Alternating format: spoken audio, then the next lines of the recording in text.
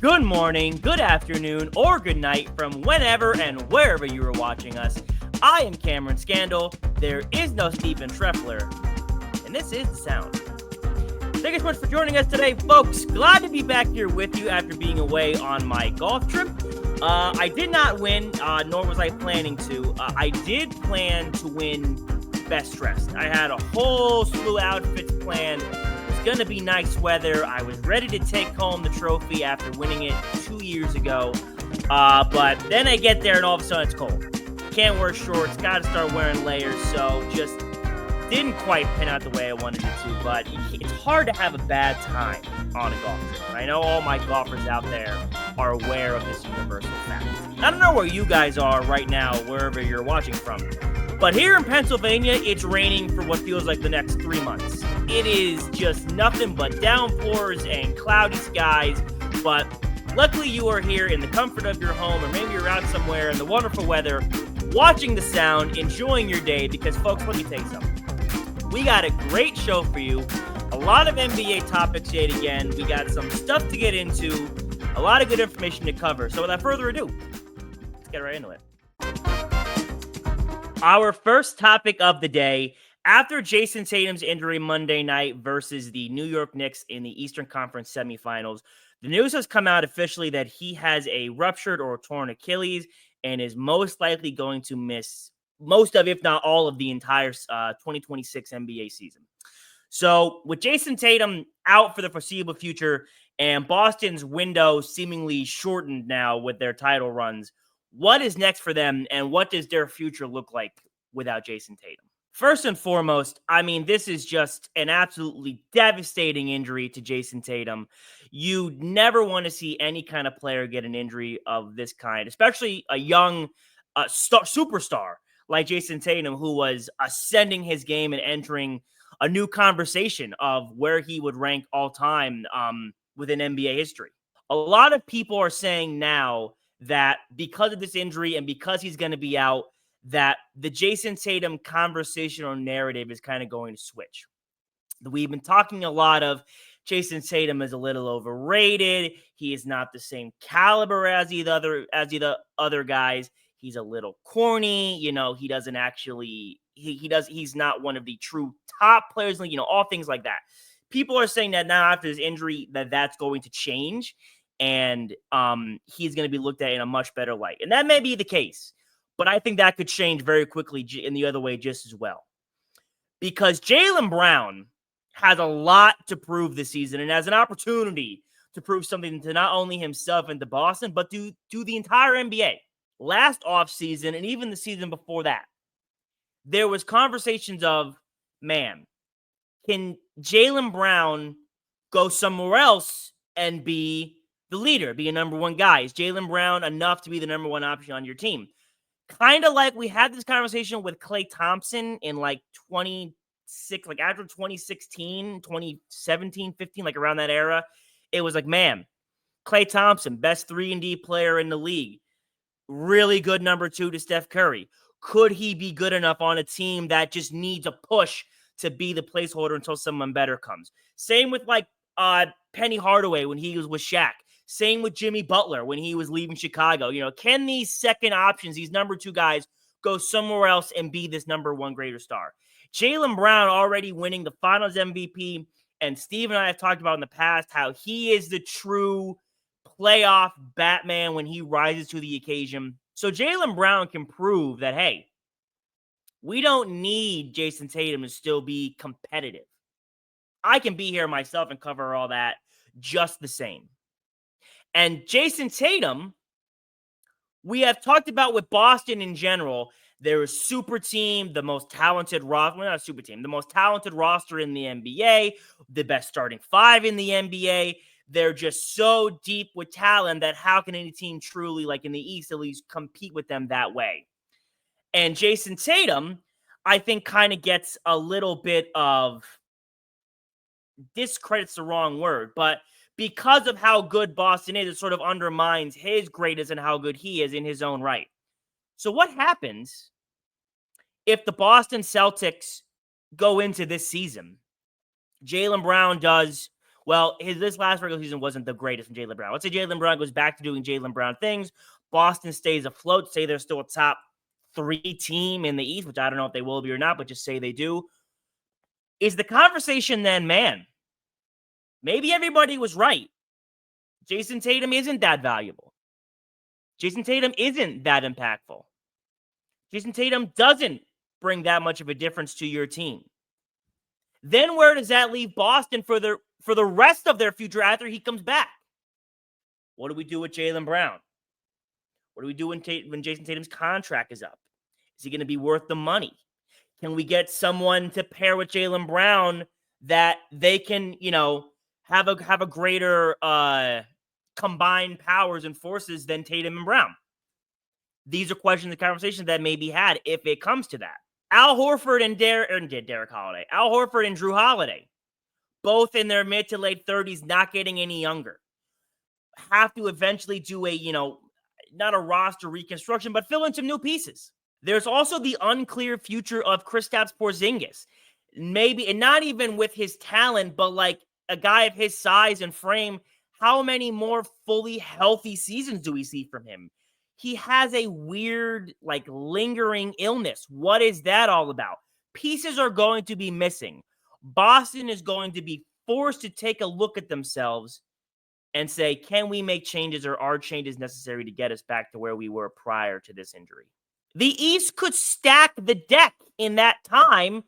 Say this injury, say it's, let's say 3 years or 2.5 years. Let's say 1 year there's no Tatum. Second year, Tatum is kind of shaky. 3 years, let's say he's back, but the roster is different. You don't have the same continuity or chemistry.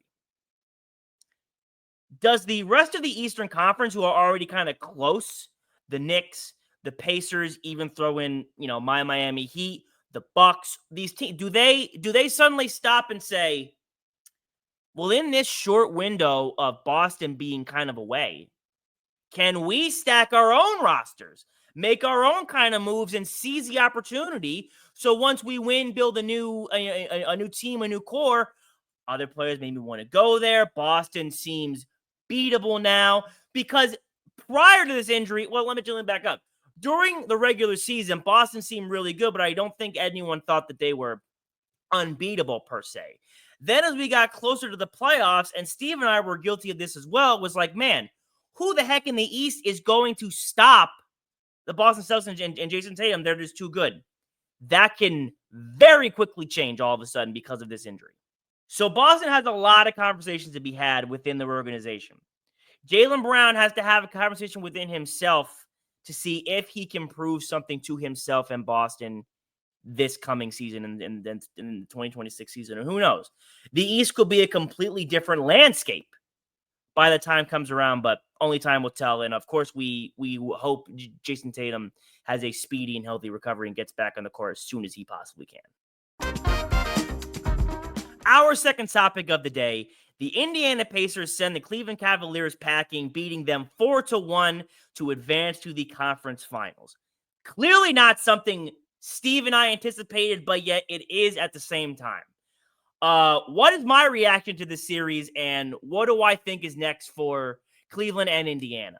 So first of all, like I said at the start, I think we got this right and wrong at the same time.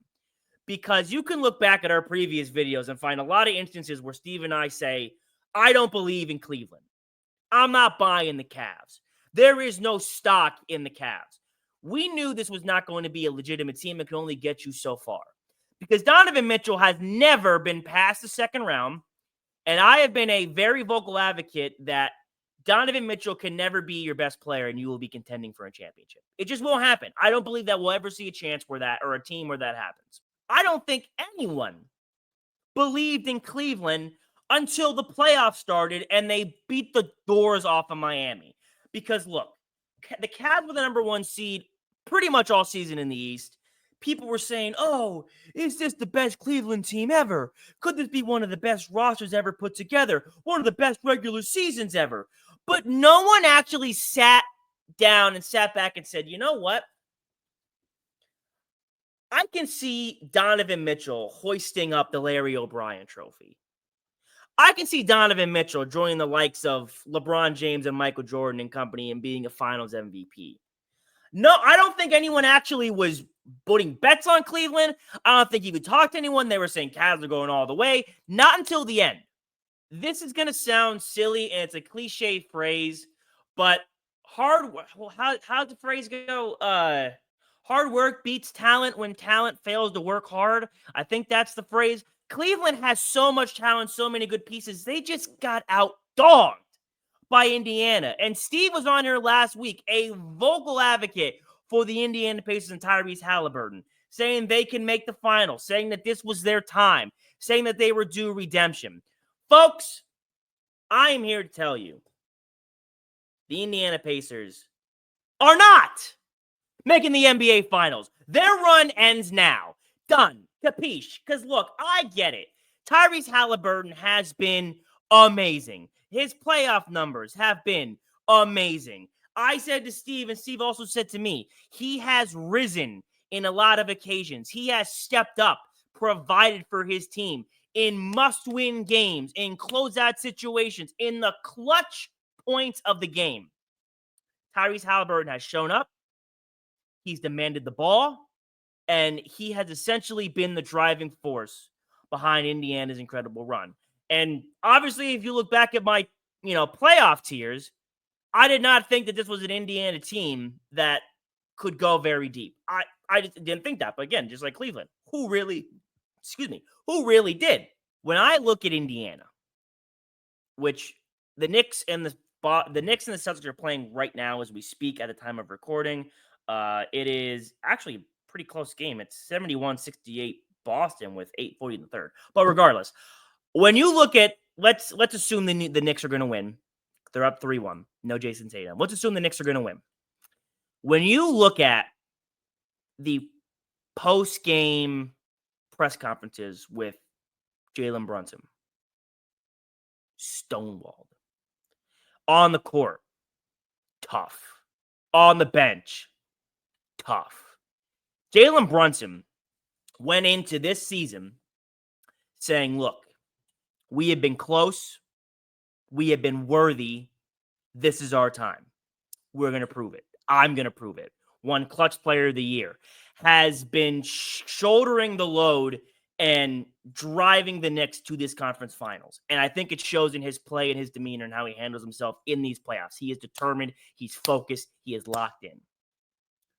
When you look at Indiana and Tyrese Halliburton in post-game press conferences, not that I am saying he shouldn't be this way or it's a bad thing, but he's joking around a little bit. He's more silly and loose, for lack of a better term. He's cheesing. He's more relaxed, which can be a good thing in its own right. But I don't think, kind of like I was saying with Cleveland, I don't believe Indiana truly in their heart of hearts believed in themselves. Like, I don't think Indiana, and they can tell me I'm wrong, Pacers fans are going to tell me I'm wrong, but I don't think Indiana went into this postseason saying we can make the finals.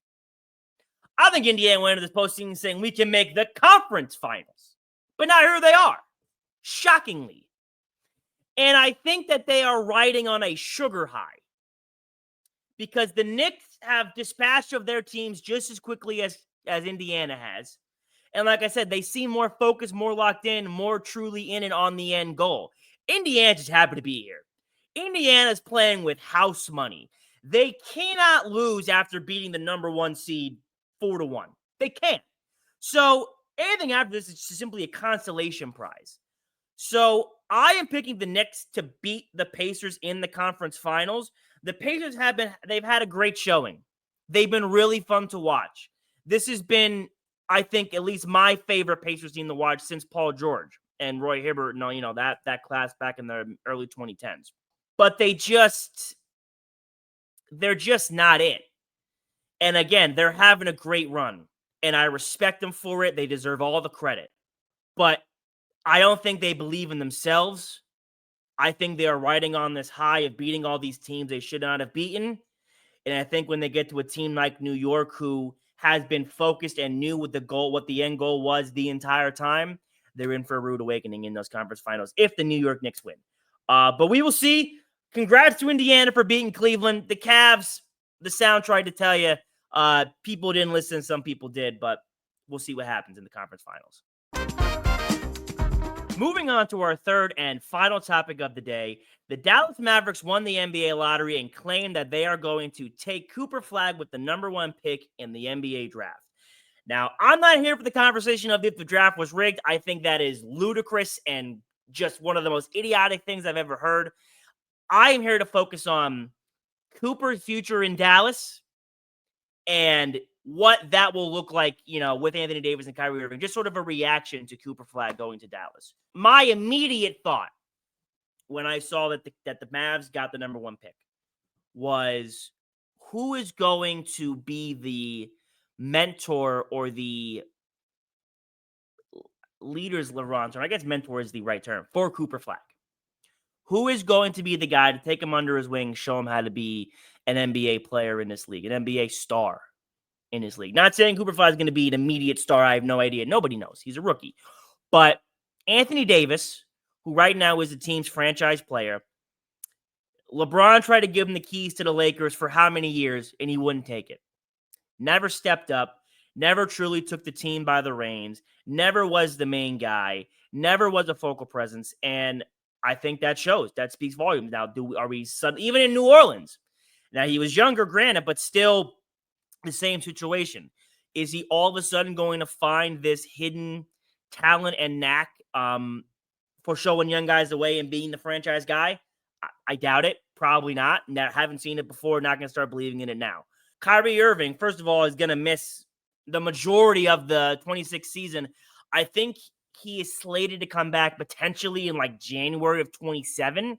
So, not going to be around, in a playing set, obviously in the locker room and with a team and stuff, but not the same on the court leadership presence that Cooper Flagg might need.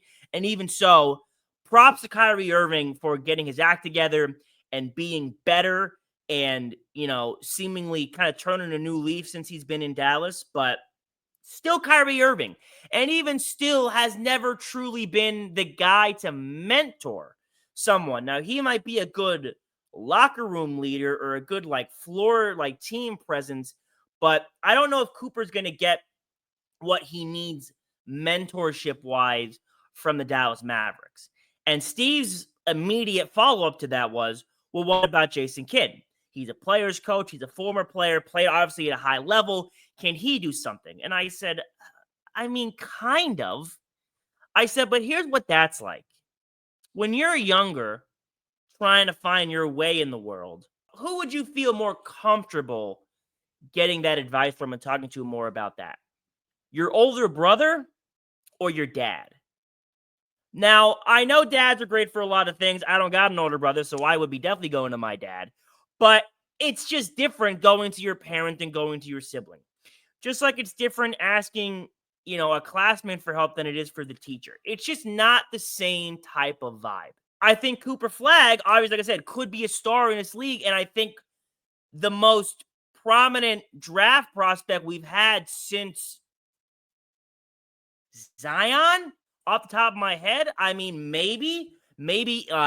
Maybe LaMelo, but he was kind of in Europe and not on the main scene. So I'm saying Zion, but regardless, I think he needs someone there to kind of help him, show him the way first. Dallas is going to lean on Cooper Flagg sort of immediately for the kind of the reasons I just laid out. No Kyrie Irving and no, leadership or takeoverness, for, again, lack of a better term, from Anthony Davis. And Cooper Flagg was a obvious sensation as a Duke Blue Devil. Clearly, immediately took that team by the horns as he should. Had a great showing in the tournament. Duke was the favorite to win, obviously. I think he's going to come in there into Cleveland, in the Dallas. And there are still a lot of eyes on the Mavs, regarding Nico Harrison and getting rid of Luka and what Cooper Flagg will be with AD and Kyrie. People are already buzzing about, couldn't that be a contender? That's ridiculous, but people are saying it. And I don't think that, again, with any true leader, are they going to look to Cooper Flagg to get the ball and say, hey, kid, you just came from Duke You were the man, you were the leader, had a situation similar to this. You want it? You want to go ahead and take over? Not the best thing for a rookie. I think Dallas will do well. Like, I think they will finish at the very least in the play-in like they did this year. I think maybe they'll be like a you know what? I'm going to call it now. I think Dallas will finish as an 8 seed. While I think they will still be successful, again, contenders, no.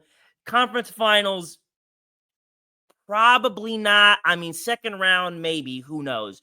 But a lot to look forward to in Dallas. How about Dallas getting back-to-back number 1 picks with the WNBA and the NBA, you know, getting Paige, now getting Cooper? Kind of a crazy thing. And again, if you're one of these people that's saying the draft was rigged, that the NBA said trade Luka and we'll give you Cooper, this intelligent and cogent sports channel is not the place for you. While we appreciate you being here, maybe find somewhere else to get your information. And that's going to do it for us today, guys. Thank you so much for watching and or listening to us today. We hope you enjoyed the show and the content that we brought you. Always remember to make sure that you are liking and subscribing to the channel. We post here every Friday at 3 o'clock, so make sure you tune in for that. Make sure you're leaving a like on our videos. And folks, make sure you are also following the Instagram page at @thesound_YT. And folks, always remember, you are ever in need of intelligent and cogent sports analysis, we will always have you covered. Thank you so much for joining us today, folks. We hope you have a great rest of your day or night. Stay cool, stay safe, take care. We'll see you next time. Listen to the sound. I listen to the sound.